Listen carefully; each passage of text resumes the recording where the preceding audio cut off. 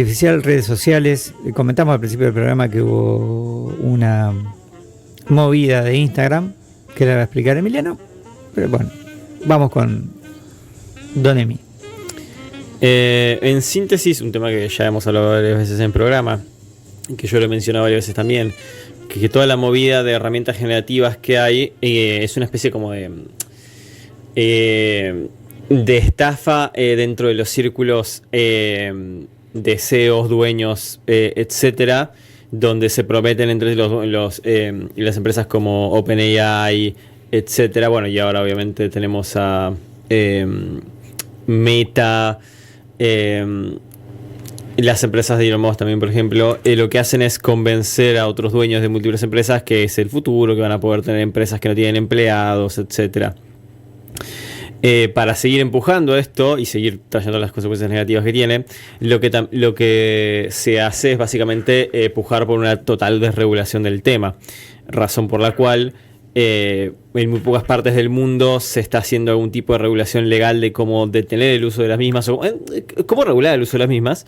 pero particularmente porque una de las formas en las que más se utiliza es la generación de imágenes, videos, etcétera, utilizando imágenes públicas, porque no salen de la nada, ¿no? Una de las formas en las cuales el marketing de estas herramientas funciona es hacerle creer a la gente que las usa que es mágico, que sale de la nada, cuando en realidad lo que hace es alimentarse de información que encuentra online, texto, video, imágenes.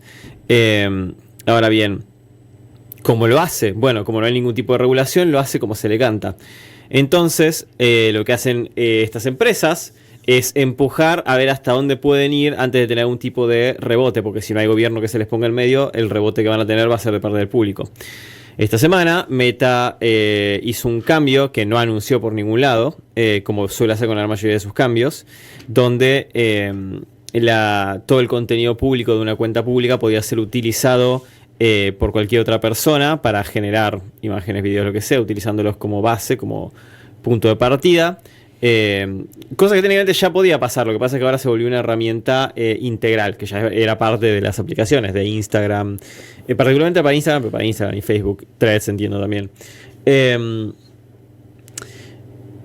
Y ponía automáticamente la opción de que uno permitía que se usara y uno no se enteraba que estaba esa opción puesta a menos que le avisaran. Bueno, se empezó a hacer viral, la gente empezó a hablar de eso y la mayoría de la gente se lo empezó a sacar de encima, como Adolfo explicó al principio. El diario El País incluso subió un tutorial de cómo desactivarlo. Bueno,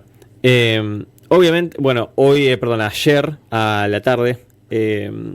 Meta finalmente anunció que iban a remover esa función. De nuevo, obviamente, porque el único rebote que sufrieron fue por parte del público. Ahora bien, si bien en la mayoría de los países o organizaciones más importantes no suele haber mucha charla de la regulación, o suele haber charla pero no suele haber mucha efectividad, una agrupación justamente que está tratando de llevar adelante es la Unión Europea, y particularmente una figura que surgió a finales del mes pasado es la actriz Cate Blanchett. Seguramente la conocen, la habrán visto en varias películas. Estamos bien. Bueno, me estaba fijando porque no me estoy escuchando en los auriculares, entonces quería ver. Bien, ahí estamos. No, lo que decía es, una figura que surgió en este último tiempo es la actriz Cate Blanchett, que seguramente la habrán visto en muchas películas. Ella junto a un grupo conocido como RSL Collective, de la frase en inglés Really Simple Licensing, o sea, licenciado, o en realidad la traducción más adecuada sería más como permiso, de manera muy simple. Sacaron un registro online para que la gente que forma parte de países de la Unión Europea y de Estados Unidos puedan registrarse, tener un registro donde se anotan con algunos datos de su vida, de su trabajo, etcétera, donde tienen una serie de niveles de cuánto permiso pueden dar a las herramientas generativas de utilizar o no su información personal. Tenés el permiso rojo tenés el permiso verde donde permitís que se use sin ningún tipo de limitaciones, el amarillo donde uno solo lo permite bajo ciertas circunstancias y el rojo donde no se permite utilizar de ninguna manera.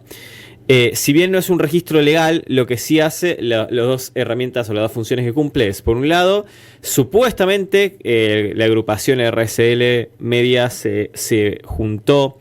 con algunas de las empresas más grandes de herramientas generativas, donde supuestamente en un intercambio lo que hicieron es generar un proceso a través del cual, particularmente con OpenAI y Anthropic, que son los creadores de ChatGPT y Claude, básicamente darle una contra a estas herramientas para que si están buscando a esas personas o información de esas personas y se encuentran con este registro, automáticamente rechazan generar algo en base a ellos.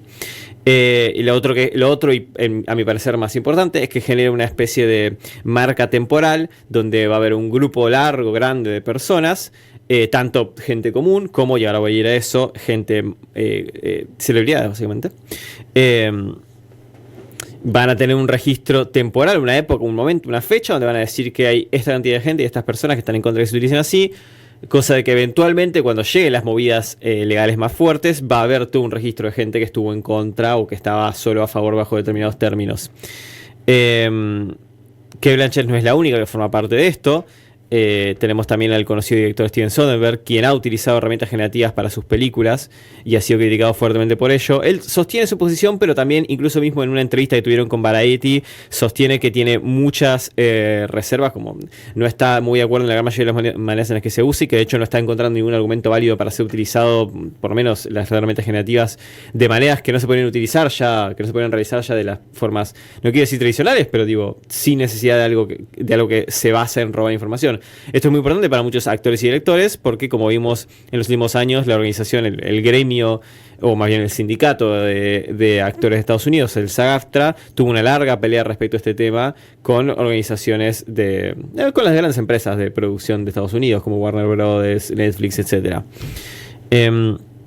Todo esto viene de la mano con algo que venimos hablando muchas veces en el programa, que es la idea de que estas herramientas generativas que se quieren empujar, llevar adelante, primero nadie se pregunta por qué. Quienes se preguntan están llevando adelante grupos como este. Por ejemplo, RSL surgió particularmente de una persona, una de sus cofundadoras, pero la que está llevando adelante el medio mismo es Nikki Hexum,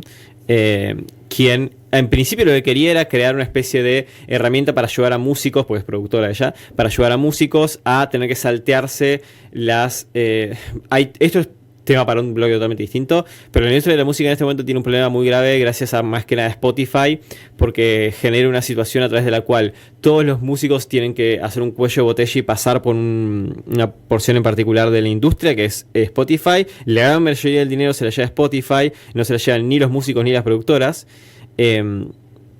Y además Spotify está aceptando un montón de música generada automáticamente por estas herramientas generativas, lo cual empeora la situación. Incluso ellos mismos la pagan,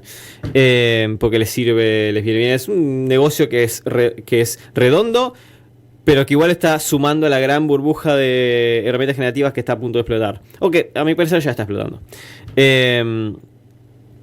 Y claro, ella estaba queriendo llevar adelante una manera de mediar más fácil sin tener que meterse en medio con todos estos quilombos para los músicos que produce, y se encontró con que antes de poder llegar siquiera a eso, las herramientas generativas ya estaban robándole un montón a sus músicos. Estaban inventando canciones de músicos que ella producía y que ellos nunca habían dado ese permiso. Entonces creó esta empresa, tuvo que hacer un paso antes y crear una agrupación de derechos humanos que por lo menos creó un registro para que la gente pueda decir no estoy de acuerdo con esto.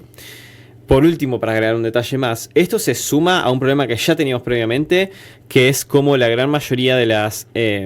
empresas y particularmente de las aplicaciones que usamos, sobre todo para redes sociales, se han convertido en lo que conocemos como spyware, básicamente como aplicaciones, sistemas que son para espionaje. Hay para mí la hacker activista, como dice en inglés, más conocida hoy en día, Maya Arson Crimiu, que la mencionamos un par de programas atrás porque estuvo en la filtración de esta agrupación que tiene Peter Thiel, de gente de ultraderecha que quería mantener en secreto, pero que tuvieron una vulnerabilidad muy estúpida. Bueno, ella tiene una entrevista con el podcast The Worst of All Possible Worlds, el peor de todos los posibles mundos, que es un podcast que habla trata de entrevistar a profesionales para hablar sobre distintas situaciones del mundo moderno, y ella en ese podcast habla sobre cómo a través de la iniciativa de los 5 ojos, que fue una iniciativa que se sacó adelante en principios de los 2000, donde 5 estados del mundo, Estados Unidos, Inglaterra, Japón,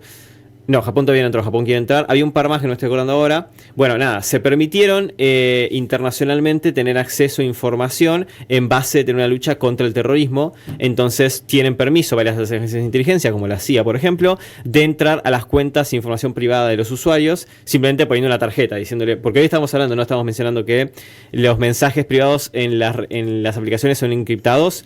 En algunas sí, en otras no. Bueno, son encriptados, técnicamente sí. Yo tendría muchos problemas para poder acceder a los chats privados de alguien, pero la CIA y otras agencias de inteligencia pueden tranquilamente venir a los dueños de las empresas y decir: quiero toda la información de todos estos usuarios sin ninguna restricción, y se lo tienen que dar automáticamente. Esto es algo que ya existía previamente y que estas herramientas generativas facilitan todavía más, obviamente. Tanto porque pueden buscar esa información de manera secundaria y simplemente pasar y venderla, como porque los mismos gobiernos, la CIA misma puede exigirle a Meta que les dé esa información, e incluso que les permitan usar sus herramientas generativas para encontrarla con mayor facilidad.